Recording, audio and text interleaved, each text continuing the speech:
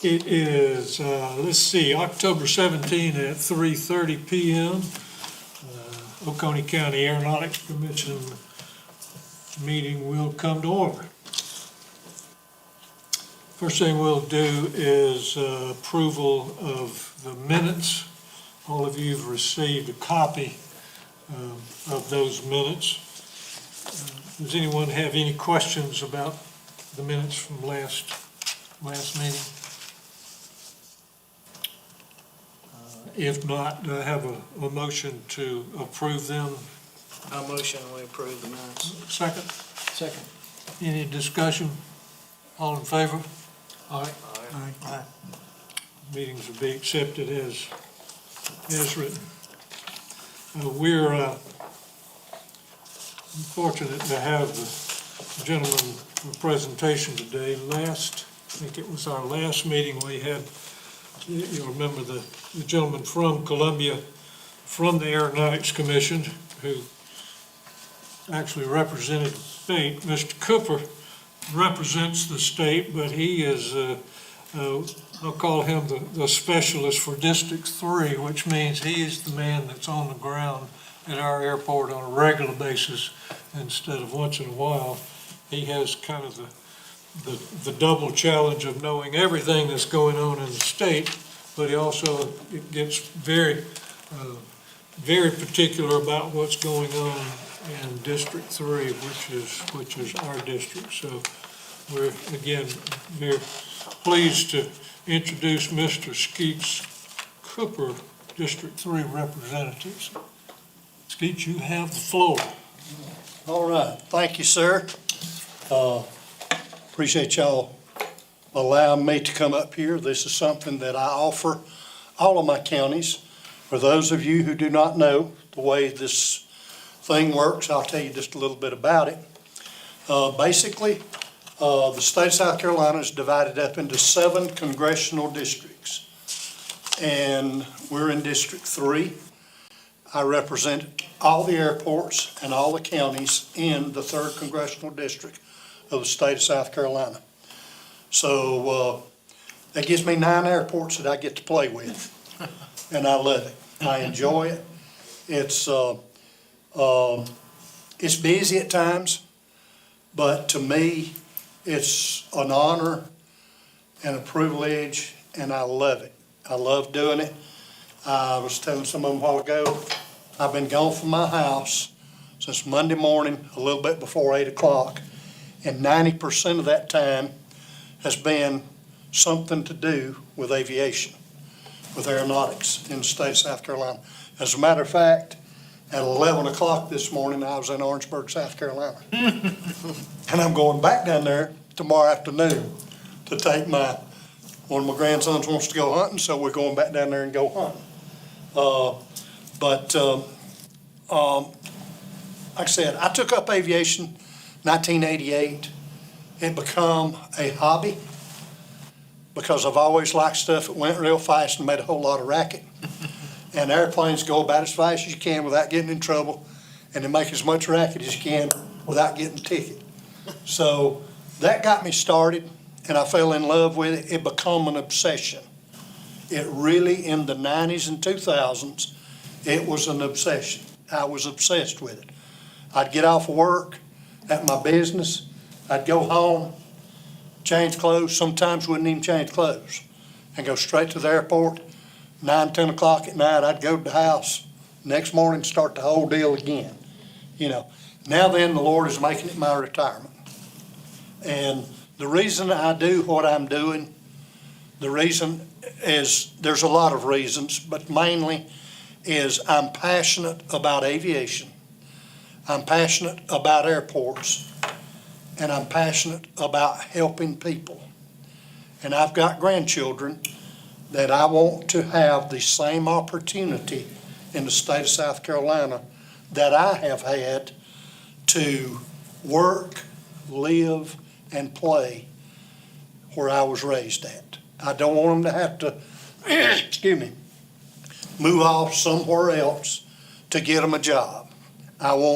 So therefore, to do that, then Papa has to do something. I got to lay a foundation for them like my forefathers laid for me. Now, none of my family, none of my forefathers or nothing were in aviation whatsoever. But I was able to work and get a job in Pickens County in upstate of South Carolina and make my career there. When I could talk about aviation in probably, they ain't no telling how many thousands of different ways that we could talk about aviation. Like I said, I took it up as a hobby, become an obsession. I didn't stop when I got my private. That got me warmed up. Then I went and got my instrument, commercial, CFI, CFII, multi-I, and then wound up getting my seaplane rating. And all of those up until that point. And I have been blessed with it so much until I feel like it is my obligation to share it with everybody that I can, and especially young people. That's something we're working on in the state, is getting aviation programs available for young people. Now, all of you know that, and hopefully all of you frequent the Oconee County Airport very frequently, but if we don't have young people coming up in it, then after a few years, it's gonna die off, you know. So that's what I love to do. I give all of you, and you've probably got them. If you're pilots, don't matter if you are, you don't have to be a pilot to be on the commission. I understand that. I left one of these. You probably got one at home, but it ain't like this one. This one's got my card in it. I got my card stapled in. I did that at Columbia Tuesday morning at our meeting down there. So I left one of those, and inside that, I folded up, going through the car wash this morning in Orangeburg, I folded up these papers and put in there. This is a description. This is Oconee County. Most everything on this paper is about Oconee County. I'm not going to try to read it. I'm going to hit a couple of highlights on it, and then we'll go from there.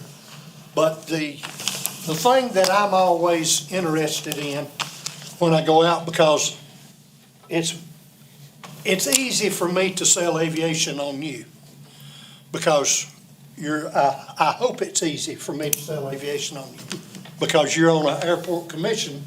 I shouldn't have to sell it to you. You should already have it. But a lot of times I'll go to a county council meeting, and I'm gonna tell you right now, sometimes that's a tough sale. That is a tough sale.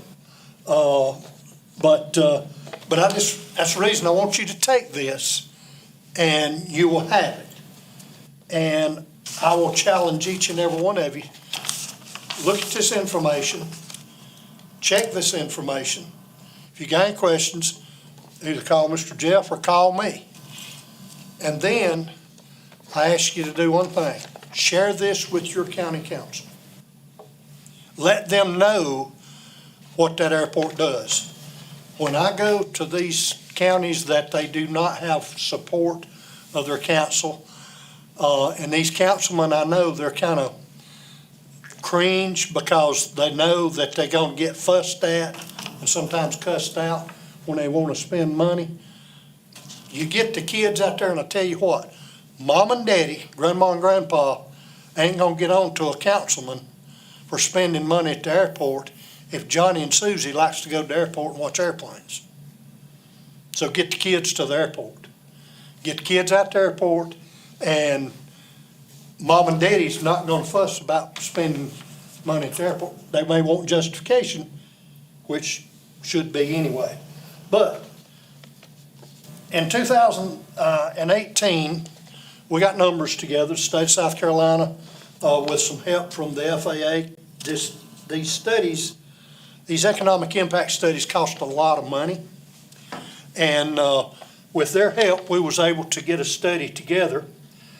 And in that time, the economic impact of the 58 public use airports that we have in South Carolina, excuse me, we had a $16.3 billion impact on the economy.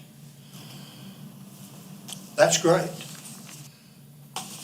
You legislators didn't know that until we started telling them. They don't know stuff like that until you go tell them. And then up there in Oconee, excuse me, the Oconee Regional Airport, the impact of it. Now, a lot of this, you say, well, there ain't no 94 jobs at the airport. No, but the way they break the studies down, because of that airport, it employs, there's 94 people helps support it. At that time, there were 6 direct jobs at the airport. And that airport, and at that time, which this number has gone up tremendously since then, $10,897,000 is the economic impact on Oconee County alone by that airport. And what your legislatures and especially your county officials will like is the tax revenue of $453,000. That's direct income to Oconee County because of that airport. Now then, that's in fuel sales, that's in aviation tax, that's in property taxes and so forth, and everything, and you've got a lot more than that. These employees, when they work, they cash their check, they go to the convenience store and they buy a tank of gas. Guess what? Part of that money comes right back to where it come from. It goes right back to Oconee County. Some of it goes to South Carolina, and some of it goes to the federal government. So that's where all of this is broke down at. Another thing a lot of people do not realize is that in the state of South Carolina, when you go buy a gallon of gas or $1 worth of gas, aviation fuel, whether it be jet fuel or 100 low lead at the Oconee County Airport, excuse me, then they send to the state of South Carolina 6 cents for every dollar. We take that 6 cents and we combine it with all the airports that send in money, and we distribute it back to the airports. We just did a pretty good size project, redid the runway, we've redid some taxiways and stuff like that. I don't have it in this presentation, but the money that the state, so that's what you can tell the legislators when they talk about the money. Now, the Oconee County's part, they come up with theirs in different ways, so I'm not going there. But the state's part, and I like to turn around to the audience when there is one and tell them, if you don't fly, as far as the state's money goes, there ain't none of that money yours. Because every bit of the money right now that we send to our airports for maintenance, for capital improvement projects, and all of that money is generated by aviation fuel tax and what they call airline property tax. So if you don't buy a ticket and fly Delta or Southwest or whoever, or you don't buy aviation fuel, then you're not putting money into the system as far as the state goes. And 90% of the people do not realize that. 90% of the people don't realize it. Because, hey, let's be honest.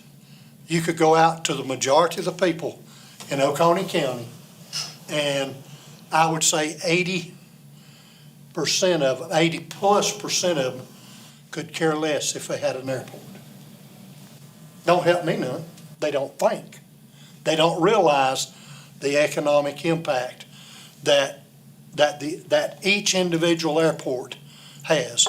Like I said, we got 58 public use airports. We've got 6 commercial use airports. And so it's a big challenge. It's a big challenge. In 2016, Aeronautics was working on less than $3 million a year for 58 public use airports. Now then, we're operating on about 12. And we're going to ask the legislatures for some, because we're not able to help our commercial airports like we would like to as a state. And I will not allow them, by my vote, they'll have to outvote me, and I don't think they will. I will not allow them to take GA money, general aviation money, and pour it in, and us lacking, and pour it into commercial. Now then, if we've got, I'm not going to tell the amount that we're going to ask for, but we're going to ask for a big chunk in January. I will be spending quite a bit of time in Columbia trying to get that passed. Our problem right now is the local communities getting their match. And I've told Jeff this. If you don't know, starting in July, if I'm not mistaken, July or October, I forget now which month it starts, the FAA's fiscal year, it's October, of 2025, for 2 years. Right now, Oconee County is having to put up a nickel for a federal grant. If they're eligible for a federal grant, you're putting up 1 nickel. South Carolina State, the state of South Carolina, Aeronautics, we're putting up a nickel. Uncle Sam's putting 18 nickels. That's a pretty good deal. But we're not going to do that no more after October of 25. We're going to go to 2.5 cents for Oconee and 2.5 cents for the state. So now then, they're putting up 19 nickels, and us together is putting up a nickel. So get ready. Get ready to spend some money. Because if you don't get it, somebody else will. If we don't get it from that federal government, they're going to spend it. Somebody else will. And I want all of it in the 3rd Congressional District that we can get. And I'm going to do everything I can to get all of it, if I'm still around.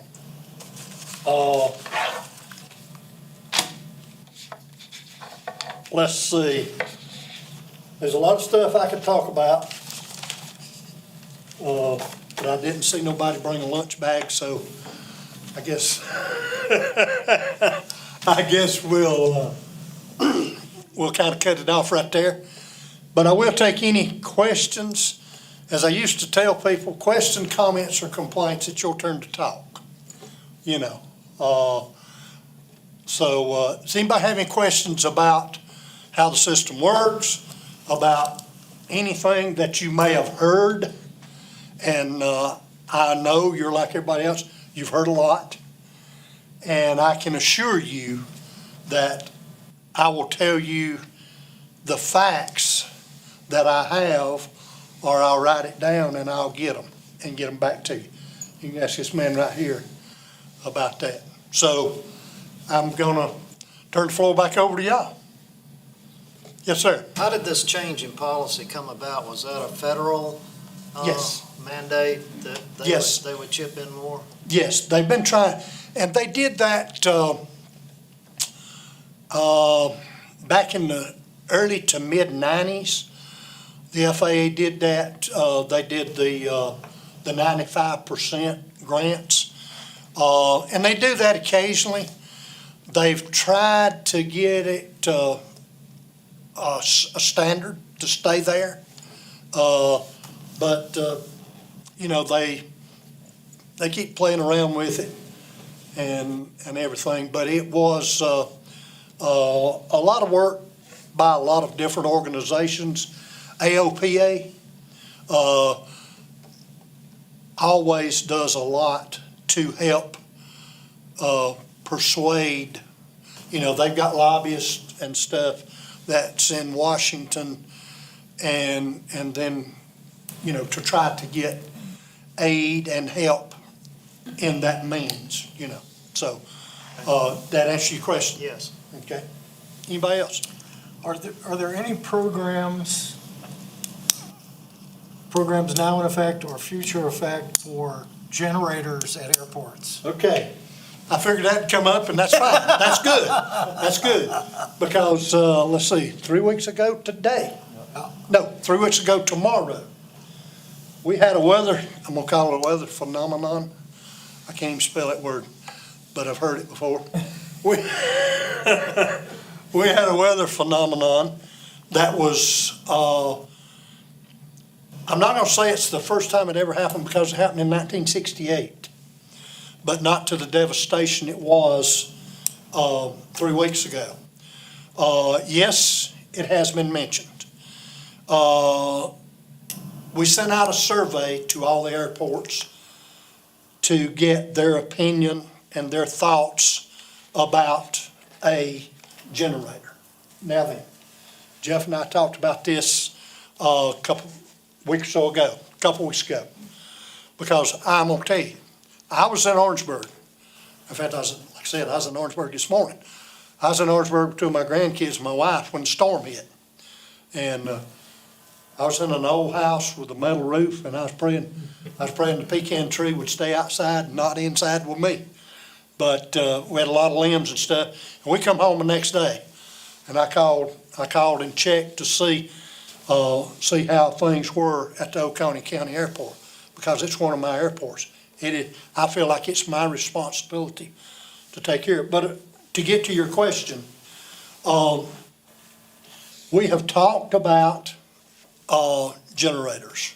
It come up in the meeting, and we sent out to get a survey from the airports and get your opinion. Now then, I'm gonna tell you my opinion, and this is my opinion. If you're gonna put in a generator big enough to run at least the office part of your terminal, the runway lights, the rotating beacon, and your fuel farm. Now then, that's gonna cost, by the time you get it installed, it's gonna cost over $100,000. Now, we have a program right now that if you'll fill out the grant request form, that you can get you one on a 70-30. We'll do 70% and you do 30. And it's yours. You gotta maintain it. And that's the state 70 and the county 30. Yes, yes. So, now then, when Jeff and I talked, we were, I was under the opinion, I am with the opinion that, how many times do we use it? And what I've been telling my airports is, had you rather spend $100,000 on a generator and pray that another storm will hit and you get to use it? I mean, let's be real. I'm 70 years old, and that's the first time I've ever seen it. Y'all were without power 4 days? You were without power for 4 days.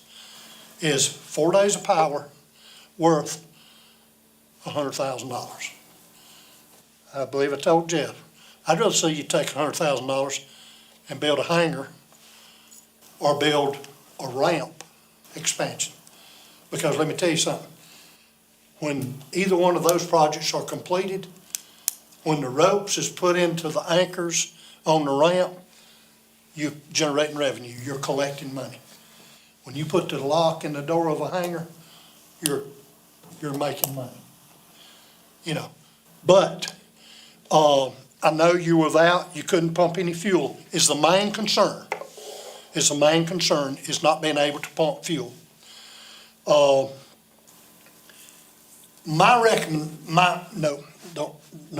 recommend. excuse me. My thoughts are, if in the upstate of South Carolina, 99% of the time, when we're without power, it is inclement weather to the point that ain't nobody gonna be flying. And you're out of power a very little bit. When I was the manager, all of you, I guess most of you know that I managed and ran the Pickens Airport, temporary part-time, that's crazy, for 11 years. And when we built a new terminal building, they snuck in a generator and everything.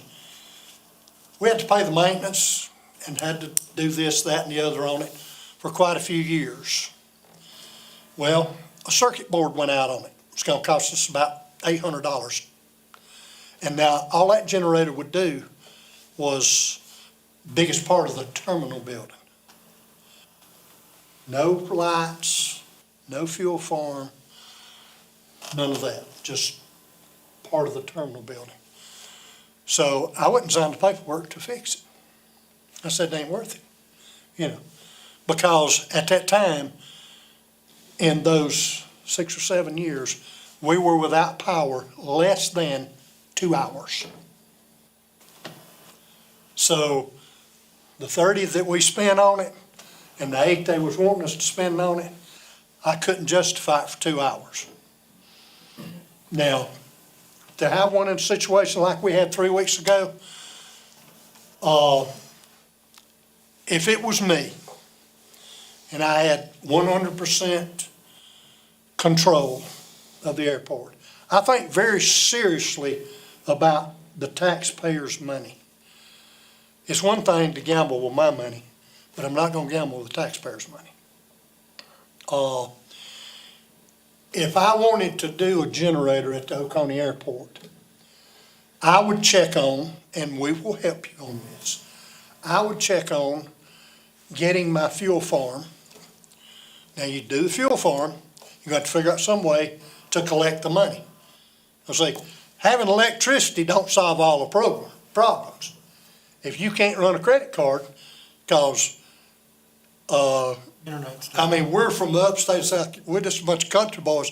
We may have enough money in our pocket to buy a tank of fuel for an airplane, but most people don't. Cash money. They don't care. We're getting in a cashless society. And some places can't even take cash. So you've got other issues other than just that. Now, you can do this little thing on your cell phone if you got cell phone service. But I think you were without internet for how long? 4 days. 4 days, is that all? Okay. Did Brett and them get theirs back? Finally? That's about 2 weeks or both. See, Anderson, now you'd think Anderson, would get everything back. They were without internet and telephone for 2 weeks. So I don't know how he handled selling his fuel, but he did. So, things like that we got to work through, but we will, whichever way you decide. You ask me the question, I give you my opinion. Well, another way to approach this perhaps would be to have the capabilities to have everything Portable. wired so you could bring a portable generator in. That was, And ask the county to help. Right. The county's got to have portable generators. Mhm. And, if you had 2 small generators, you could power the fuel farm and the terminal, so you could run the radios and the credit card machine and stuff like that. To where, I agree, having that piece of machinery sitting there is a waste of money. But to have the capabilities right. to bring something else in and plug it in, I think that may be the way. That's what I think would be the thing. See how much it would cost to get your fuel farm to have a switching station in it, which all that costs a good little bit of money. Yep. But have it where when the power goes off, and make sure that Oconee County has a generator capable of handling it. And when they plug it in, then they shut the power off going out to Do not make it manual. Do not make it manual, make it automatic to where when the generator's producing power, you're not electrocuting the man trying to get you power. Right. You know, that and really and truly I've got a little small generator. When we got home the other week, I pulled it up on the carport, filled it up with gas, run a drop cord in the window, and put some towels around it, pulled the window down, plugged up my refrigerator, plugged up a couple of lamps, and, you know, Yep. it worked fine. Yep. So things like that, and the other thing about it is if you've got it set up like that, because these generators, mine had sat for over 2 years. And thank the Lord it sat there and run from Friday evening until Saturday night, and it got to where it run about 5 minutes to cut off. My wife held a flashlight, and I tore the carburetor apart on the carport, and rebuilt the carburetor on my generator, so I'd have and then Sunday morning, the power come back on. You know, so one thing about it, if you got a portable generator, then you can take it to any lawnmower shop, something like that, or any mechanic can just about fix it, because usually that's what happens to it. It sits so long till, and just so happened I drained all the fuel out of mine. And it'd been sitting for about 2 years. So, you know, there's other ways other than just, you know, it sounds good, get you a big Caterpillar diesel generator, sit out there in the corner, and you're without power for about 3 to 5 seconds, and it comes on. That's nice, but it costs. But I would say that you could go out, and that may be something that you want to look at, is how much would it cost us to have it to where we can have the same kind of plug that Oconee County's portable generators have. And then, like I said, just a small generator to set outside the office there. Hey, it's inconvenience, but how long has it been since the power was out like that? You know, that's my thought process. But did that answer your question? Absolutely, I appreciate the input.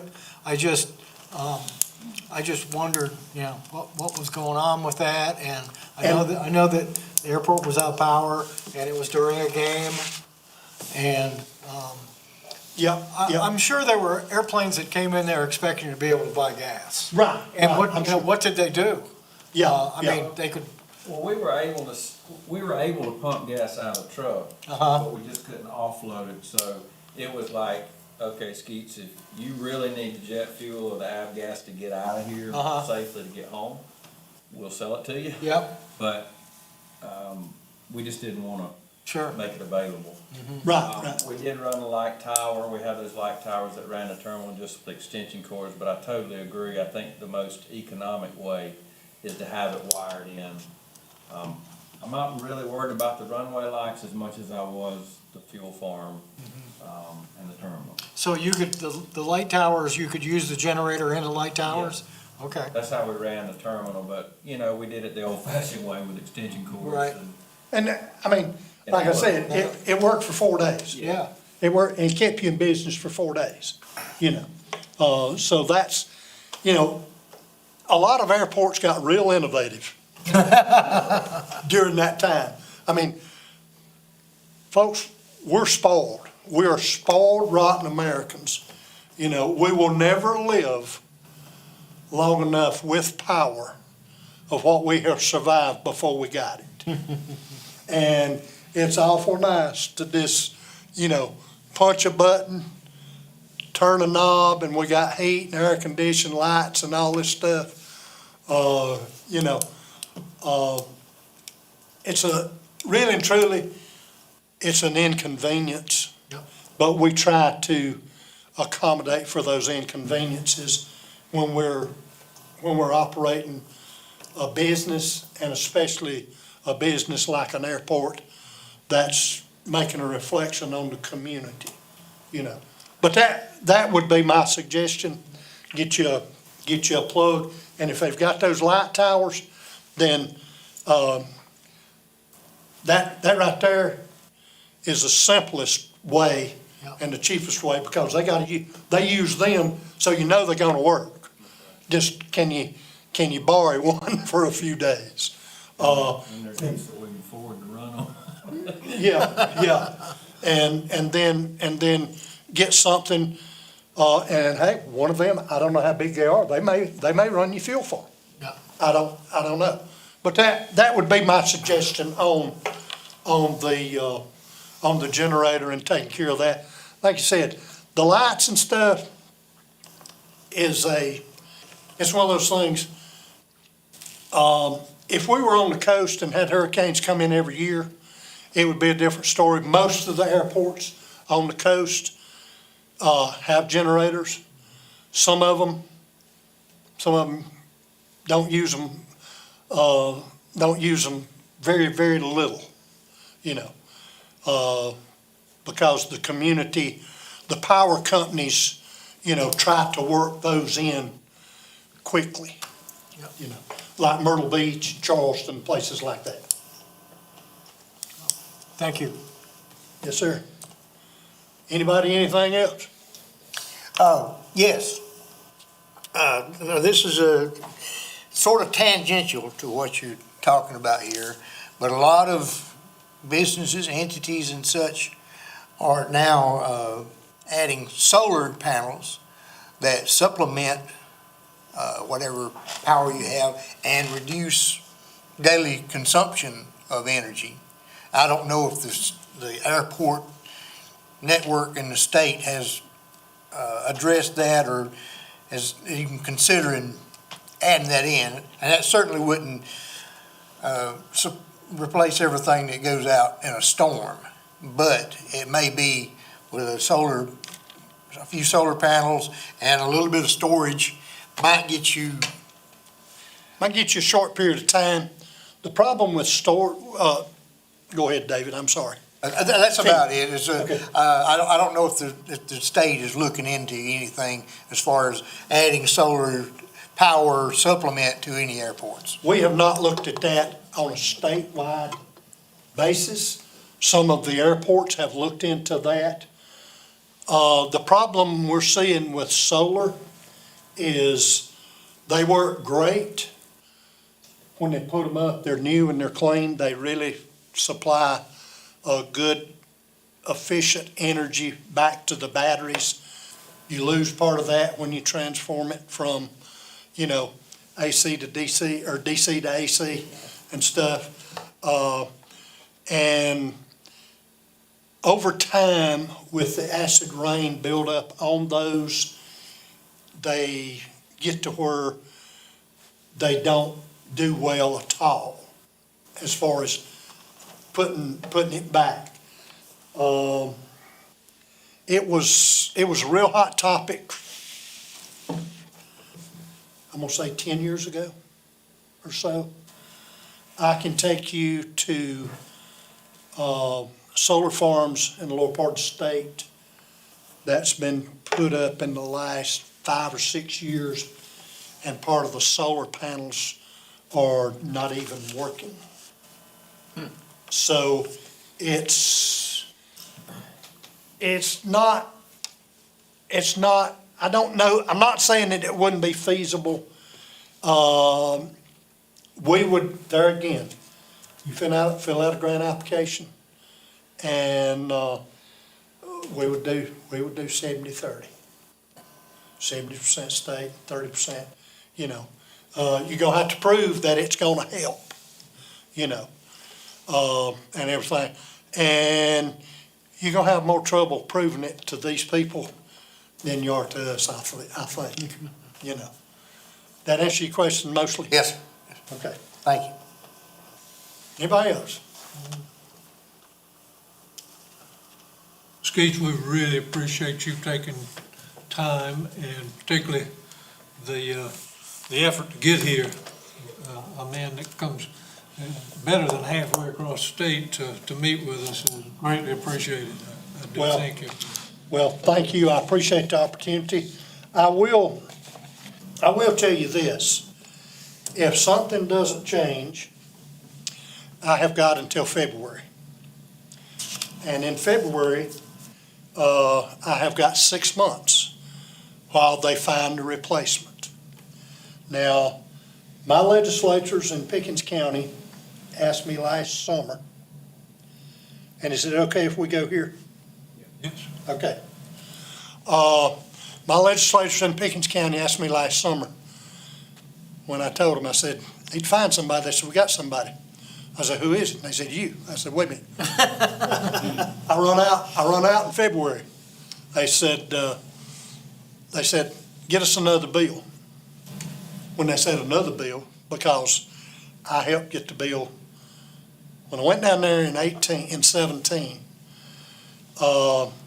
you were allowed 4 years to be on the commission, and then you had to rotate off, and it had to go to somebody in another county. Could not be somebody from that same county, and this, that, and the other. So it was getting close to that, and we got another bill written and had it extended to 2 terms. And my second term runs out in January, and my legislators wanted me to get them another bill. And I said, no. I did it one time. If you want me to stay, it's up to you. If my airports want me to stay, it's up to them. If y'all want me to stay, it's up to you. Like I said, I love what I do. I do it a lot different than most people do it. Because I was at all of my airports Monday but 2. Because I knew I was coming here, I didn't go to Clemson, and I didn't go to Anderson. Main reason, because I had to be at McCormick at 10 o'clock Monday morning, you know. So, I told them in 17, and I tell them on a regular basis, as long as I can do some good, as long as I can help the airports and help the community and have fun doing it, I'll stay till you tell me to go home. But when it gets to where I feel like I'm not doing the airports any good, all of the airports, all 9 of them, when it gets to where I'm not helping them all, and when it gets to where I'm not enjoying it, I got a wife, 3 daughters, 7 grandchildren, and fixing to have 2 great-grandchildren. I'm going to the house. And that's a standing rule since before day one, and I've not changed. But like I said, I love what I do. I've not boasting or bragging, but I have driven over 600 miles this week in that car, and all of it was for aviation. All of it was for aeronautics. That's cause his plane broke. That's called my I was airplane. gonna say, how come you're not flying today? Because my airplane broke. That's because my airplane broke. Well, we appreciate your passion, and I don't know that we could do better replacing you, and we really appreciate your passion. Well, thank you. Whether I'm wearing this badge next year or not, I'm gonna continue to work, because I tell people, you don't send a redneck from Pickens to Columbia for 8 years without him getting an education. Now, I got everything but asked to leave Pickens High School. I tell everybody I've got a PhD, a Pickens High School diploma. And that's all I got. That's all I want. That's all I want. I was raised, my dad raised me, boy, if you're gonna do something, give it 110% or sit down and let somebody else do it. Well, as long as I can do that, then, because I love stuff like this. I love it. I don't know why. I love getting up and leaving the house before 8 o'clock in the morning and driving to McCormick County to have a meeting with a House Representative member and a economic developer, you know. But I do. I love it. Come January, I'll be wearing out another pair of shoes, a couple more sets of tires, going out and back to Columbia to represent you before the legislators, before your legislators and the other legislators, you know. So if you want me to stay, then all I can tell you to do is talk to your representatives, talk to your senators and your representatives, and tell them I'm doing a good job. Tell them I'm doing a bad job, get somebody else, whatever you want to do.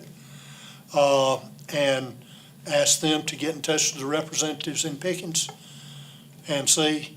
I have no doubt in my mind that I could take this piece of paper right here, which is the bill that we did about a little over 4 years ago. I have no doubt that I could take that bill and change it and take it back to Columbia and get it passed again. Not just me, because if they do me, they've got to do everybody. And that's fine. That's fine, you know. But I try to pray about everything I do.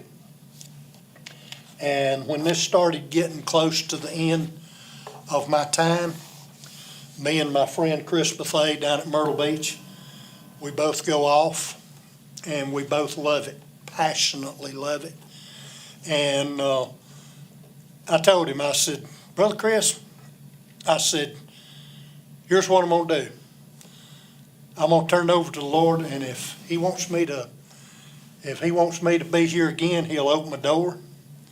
And the only thing I'm going to pray for is if he puts up a roadblock, I got enough sense not to try to crawl over it.